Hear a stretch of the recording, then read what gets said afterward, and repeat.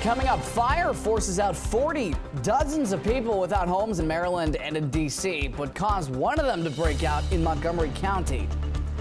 Bouncing back, the National Guardsman recovering after the double shooting of troops near the White House. An update on his condition as one West Virginia community comes together. And we have a new alert and update for you from the National Weather Service tonight for parts of the DMV. We'll talk about that, what it is, and how long it lasts. That's all coming up in just a few moments. Shopping savings. Your next grocery bill could cost less. We'll show you how and where to shop to save you up and down the aisle. Holiday bash, plenty of lights. On the boat, so look at the colorful creations on the Potomac River as families dance and celebrate the festive season. You're watching the station covering all of the DMV. This is DC News Now. Good Saturday evening, everybody. Thank you for joining us for DC News Now at 9 o'clock. I'm Ben Dennis. We've just learned about a duplex fire in Montgomery County that left 20 people without a home. Cost $350,000 in damage. Check this out. 75 firefighters responded to Curry Powder Lane off of Cinnamon Drive in Germantown. This unfolded Thursday night around 6:50, but we just got updates on this. You could see those intense flames inside of a second-story bedroom. Investigators say a malfunctioning electronic device was to blame. No word exactly what kind of device. Working smoke detectors also apparently alerted a family of 3 adults and 2 kids, as well as neighbors. Meantime, a fire in D.C. left another 20 people without a home, this time overnight. Nobody was hurt. Good news. D.C. Fire says crews responded to his 2-story apartment building on Queen Street in Northeast around 6:45. That's in the Trinidad neighborhood. The cause of that fire is unknown.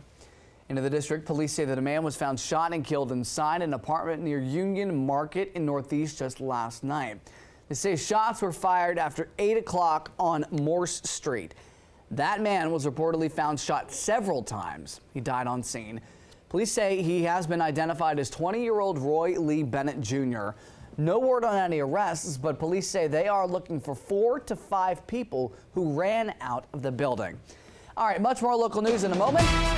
Right now, 9:02, meteorologist Scott Sumner stand by with a look at the forecast. I believe the headline here is going to be a chill in the air, Scott. Yes, and that chill, along with maybe patchy fog in spots, is creating, now this is a very rare situation for us. We don't see this too often, a freezing fog advisory that runs overnight tonight until 9 o'clock. It's for the counties that are in northern Virginia. That goes from King George County upwards to parts of Prince William County, the southern and central portions of it. Also for Keir County, Culpeper County, Madison County, Orange as Spotsylvania. Fog could be seen in these places overnight tonight. You know what fog is. It's really a cloud with water droplets in the atmosphere at the ground surface. Well, because the temperatures are going to be dropping down to that freezing level here, that will create that freezing fog and maybe a few slick roadways out there. So be careful tomorrow morning. As you'll see, those temperatures dropping down here, at least in D.C., down into the upper 20s. So you know it's going to be cold elsewhere before we climb in D.C. upwards to the lower 40s, and pretty much the same elsewhere across the DMV. Right now, we're starting to see those clouds clear out in parts of the viewing area. We'll talk more about what to expect for Sunday's forecast and beyond with the full 7 days in just a bit. Ben? A lot to look out for, Scott. Thanks. It has been a week and a half since 2 members of the West Virginia National Guard, Sarah Beckstrom and Andrew Wolf, were shot on duty in downtown D.C. Sarah passed away not long after. Andrew is still recovering in the hospital, but we've just gotten an update on his recovery. He's expected to be in medical care for another 2 to 3 weeks at the hospital at the minimum. His family tells West Virginia's Governor Patrick Morrisey that Wolf is starting to look more like himself. Meantime, one community in West Virginia just held a prayer service for him and for Sarah. Our Marisa Say was there to report.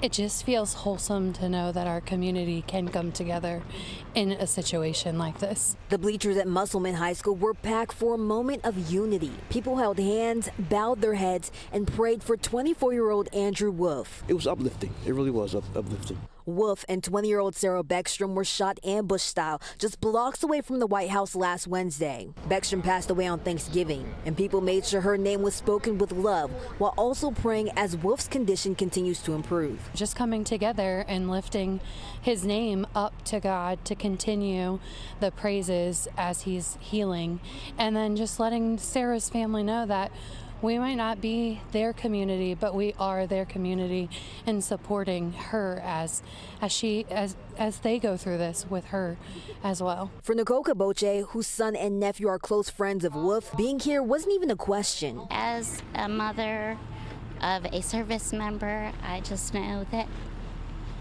I don't know what I would ever do if I was in this situation, and I want to do everything I can to support him. Especially because he's so close to the boys. And that's really what tonight was about, a community showing up for its own, wrapping each other in prayer, and finding strength together during a painful time. We lean on each other when it comes to, tough times. Reporting in Inwood, West Virginia, I'm Yamarie Sase. Thanks to Yamarie. Staff Sergeant Andrew Wolf's parents and his brother met with President Trump in the Oval Office after the president invited them, as well as Sarah Beckstrom's family. The president calling Wolf's family, quote, fantastic American patriots. Stay on top of that story, certainly. All right, the Virginia man charged with making and planting pipe bombs at the Republican and Democratic National Committee headquarters the night before the January 6th attack has made his first court appearance. 30-year-old Brian Cole Jr. from Woodbridge faces several charges, including attempted malicious destruction by explosive materials. Well, that carries a max of 20 years in prison. Cole is also charged with transporting an explosive device with intent to kill or damage. It's a charge that carries up to 10 years in prison. The FBI arrested him Thursday. Agents reportedly spent hours searching his home. He's going to be held in jail until his detention hearing later this month.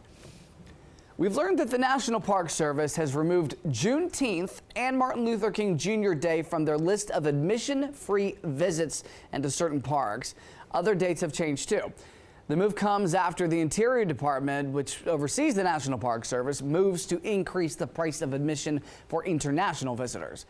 Other days no longer listed for free entry include the first day of National Park Week in April, the anniversary of the Great American Outdoors Act, and National Public Lands Day.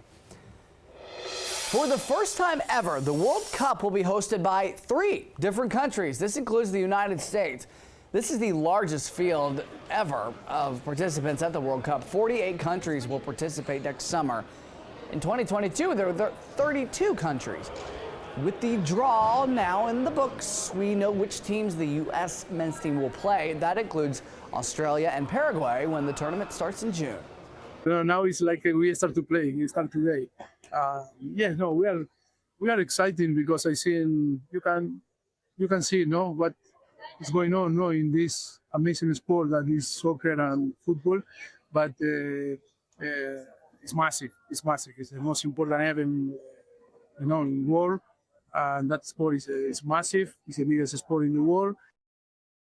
The U.S. will take on Paraguay in their first match on June the 12th in Los Angeles.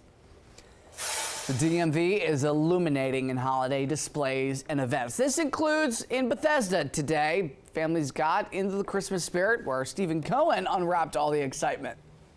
The holiday is upon us, and folks here in Bethesda are gathering for a special celebration. It was an entire afternoon of festive fun for families. Free face painting, free arts and crafts, free stickers, and Santa Claus is coming. Shania, here with her family, was taking it all in. Seeing people dance, seeing people having fun, and seeing ice sculptures. Hans and Huda from Silver Spring were enjoying the afternoon. All sorts of beautiful shops around and locally made stuff and food. Get some Christmas shopping done and get some food and just tootle around. So it's a wonderful market, so it's fun to be here. 50 artisans were featured. Dramatic performances were staged by the Imagination Theater Group, and the Marine Corps League organized a Toys for Tots drive. We have Christmas treats, we have Christmas music. And Copula with the Bethesda Urban Partnership says the success of today's festivities was the entire community coming together. Reporting from Bethesda, Stephen Cohen, DC News Now. Bundle up, everybody. Stephen, thanks. Glad you did as well. Happening tonight, residents and visitors of Alexandria are enjoying the annual holiday boat parade. Consider it lit. The parade over the Potomac River brings plenty of excitement. Dozens of brightly lit boats cruise along the shoreline. Nice to see some dancing penguins. Attendees also have opportunities to enjoy activities nearby in Old Town Alexandria. A Pink Pony Club boat? Timely, Chaperone fans, huh? Well, Old Town is also boasting there are plenty of food options and more. Yeah, so we really want people to just see all that there is to do in Alexandria, you know, from the shops to the restaurants to the waterfront here, and really just soak up the spirit of the season in a destination that's been described as, you know, a place for a Hallmark movie. So just really enjoy kind of some good family time and really celebrate the community in the holiday season. Also, there are fireworks happening right now at the Wharf in D.C. They have a boat parade of their own. Speaking of, there will be over 60 decorated boats at the Washington Channel at the Wharf, able to also enjoy live music and ornament decorating, as well as holiday karaoke and a photo with Santa. For what? Free. In Alexandria, their Del Rey neighborhood is going to be hosting their community tree and menorah lighting tomorrow. This kicks off around 6 p.m. A couple of traffic issues to tell you about. All this occurring at the Pat Miller Neighborhood Square on Mount Vernon and Oxford Avenues. Several roads will be shut down from 5 until 7:30 tomorrow night. Go to dcnewsnow.com for a full listing. Coming up, helping you stretch your dollar. Which local major grocery stores offer the best deals on milk and eggs? Time is 9:11. A live look over the nation's capital. Scott's coming back with that certain fog advisory that doesn't pop up that often. And yes, much more down the road in terms of your forecast. We'll be right back.